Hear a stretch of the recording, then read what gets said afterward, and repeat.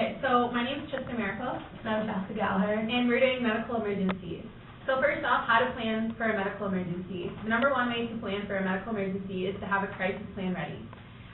So a crisis plan will allow medical teams to cope with emergency situations. The crisis plan should be shared with school personnel, school nurses, employers, and medical responders, and anybody else who you think would be important to have your crisis plan. Crisis plans should be regularly used and regularly updated as well. Crisis plan should include your name, your date of birth, your address, the date of issue when you updated it, your sex, your blood type, your emergency contact and how you're related to them, your pre-existing conditions, your medications that you may be on, any allergies that you have, your physician, and any other information such as your insurance carrier or anything like that. Another way to plan for emergency is know where all first aid kits is at all times. So I'm doing medical emergency procedures. So the first thing to do is, so if you see someone, give any necessary first aid for an injured person, but do not attempt to move the injured person unless they're in a danger or in further injury. That's the only way you can move them. For major injury, definitely call 911. Report the incident to your supervisor, whoever's around there, and try to give as much information as you can.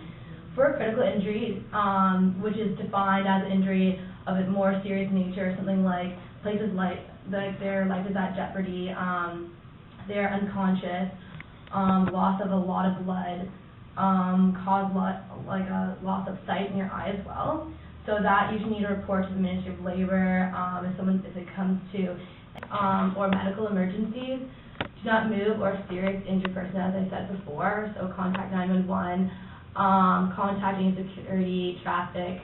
Provide your name, your telephone number, location, as much as information as possible for that injury or anything you know about their medical condition as well.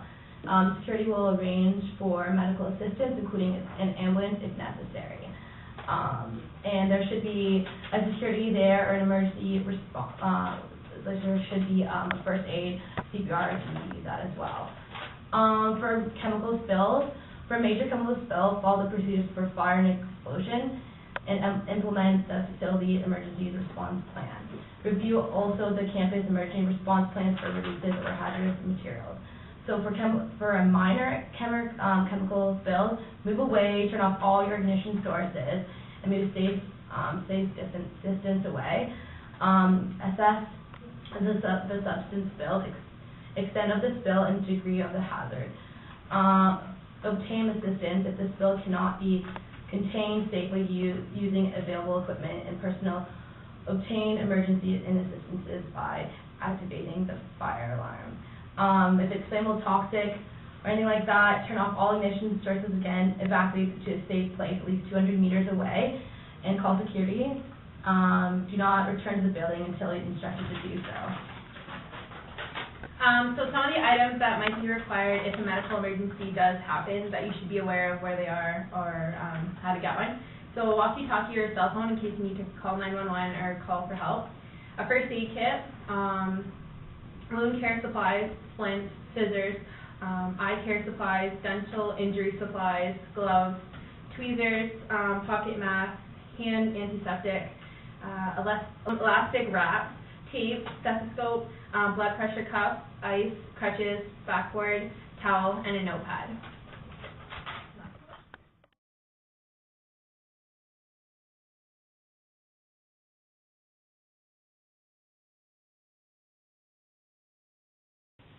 Hi there, my name is Chad Core. I'm a second year FHP student at Fanshawe College, and today I'm going to be talking to you about first aid. On our agenda today, it includes 3 topics. First one, what is first aid? I'll start off by showing you a video and then get a little more into the topic. How to get certified, number 2. And finally, we're going to end off by why is first aid important and why you should have it. So to start off, I'm going to show you a video of Mr. Bean, the guy we all know and love.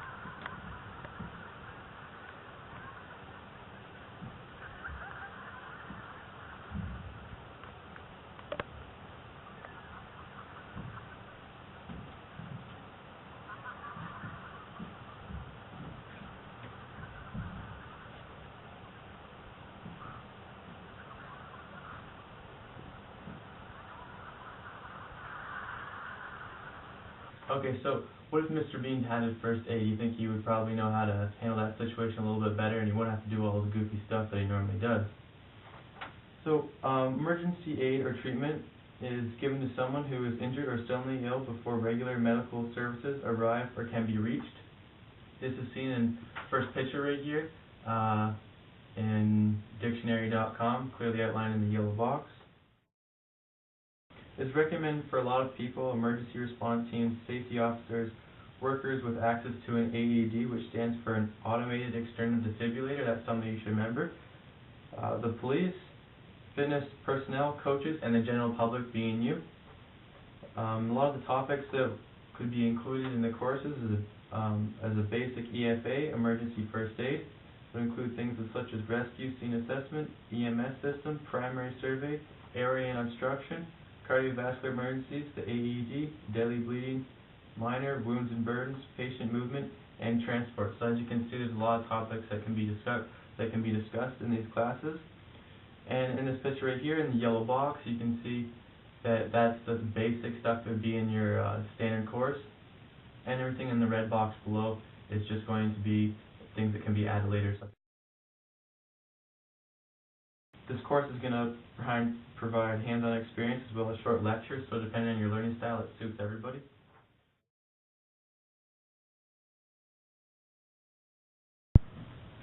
So I'm going to show you how to register for your first aid course. The easiest way to do it would be to go to your branch directly, or you can do it online, which I'm going to show you right now. So if we're in Google, we're going to type in St. John's Ambulance right up top here. And then links should pop up. Click on the first one right here, Welcome to St. John's, Canada. Then it's going to start off by asking you select a region. Simply going to look for the region that you're in. And in this case, we're going to be looking for London and Southwestern. Click on that. And next, 3 things are going to pop up: About Us, Courses and Training, and Community Services. We're going to click on Courses and Training. Then simply right here is your course calendar, and you just scroll down. It'll give you a brief description of all the courses that they have. In this case, we're going to click Standard First Aid. This one also has your CPR Level A as well as the AED. So this one's going to cost obviously a little bit more because you're getting more out of it, $127. And right here it's going to tell you the region and date, day, and time. So this one right here, if you want to do it, would be London, February 9th and the 10th. That's a Monday and a Tuesday, 8:30 a.m. to 4:30 p.m. So it is one day, but it's a longer class. So once you kind of get an idea of which one you want to do, you click Register Now. Then right here, it's simply where you're gonna basically your registration form. You're gonna fill out all the information, your first name, middle name, last name, etc. Right down here, you got your city, province, and then right here is the important part. Course name. You're going to look for the course that you want right here. So in this case, we'd be looking for emergency first aid right there. You click on that. The next, you just click submit. That down here at the bottom right there, and then that would be the end of your registration. And just to verify, I would definitely call the branch. That way, they have you on file as you're registered.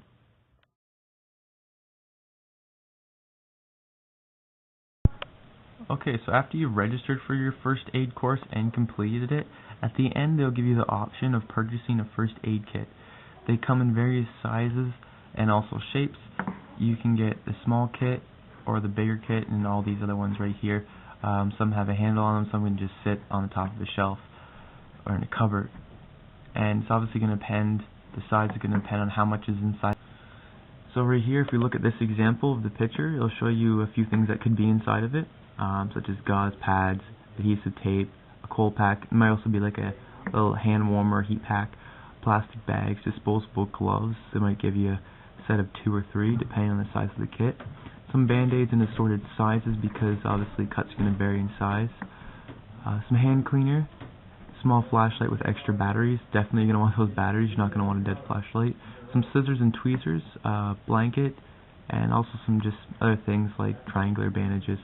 It's also a good idea to put emergency contact numbers in there as well as like a pen or a pad of paper. You can just kind of get creative, and anything you think of that you need in an emergency situation, you can also add into your kit.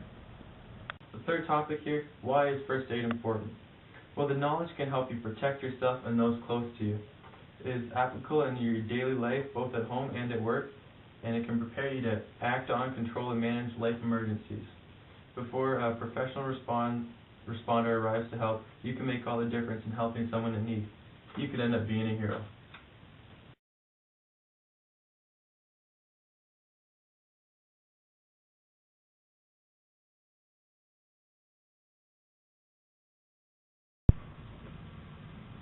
Hi, my name is Kyle Reedhead. I'll be here to talk to you about incident reporting procedures. I'm also going to talk about what you're going to do when you have near misses, if you have any health concerns on the job. And then I'm also going to go over a little example of how you can report anything that happens. So basically there's three aspects when reporting an injury or an accident. First is the medical response, so the first aid when you run in, you're going to help them out, whatever the injury is. Next, you're going to record the incident on a sheet. So basically, you're going to record who had the injury. You're going to report when it was, where it was, what treatment was used, who else was there. Basically, anything you possibly can about that incident. And then what you're going to do after that is you're going to notify someone. So depending on how bad the injury is, you may need to notify the police. If it's at work, notify your boss. If you're at school, notify a teacher or just somebody that's higher above that can do something about it.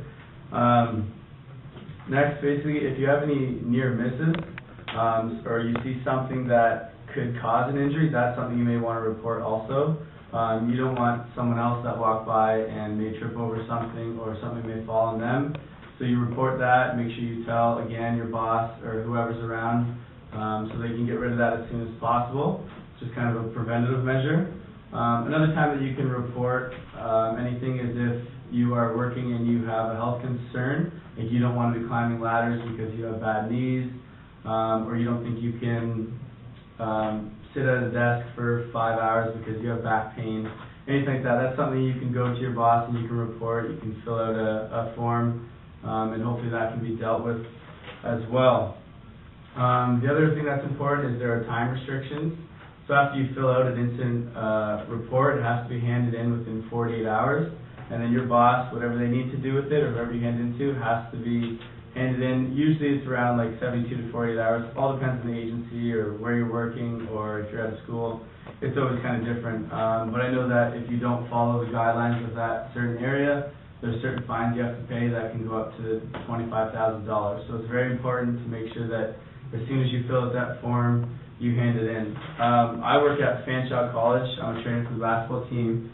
So I have incident report form here.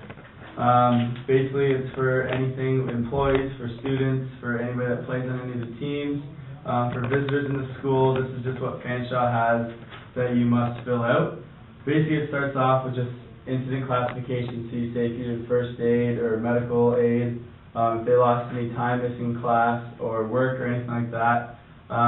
Then you go on to writing their whole information, who they are, date of birth, everything like that. Then you have to fill out your own information. Since you were the person that helped them, you need to fill out and say who you are and if you have first aid or whatnot. You're also going to write if they're a student, then they're going to fill out the program that they're in, who the program coordinator is, and all that. So then you're going to explain on kind of what happened with the incident, when it was, where it was, who was around to see it happen. Other than that, you're going to explain more of the injury, if it was a fall, if it was a slip, where you were hurt, all that, and then you want to explain more on the first aid of what happened, and then you're just going to get signatures of the person that was involved and the person that helped out. Other than that, once you get this, you have to make sure once you fill it out, I would hand it to my boss at athletics. I have to make sure I do that within 24 hours of what they ask, and then they handle it from there. Basically, that's just to cover myself so that I don't get in any trouble for not letting someone know about the problem in case it gets any worse. And it also helps because then they can get into a clinic easier because they have an incident report filled out. Other than that, that's basically what you have to do to report an incident.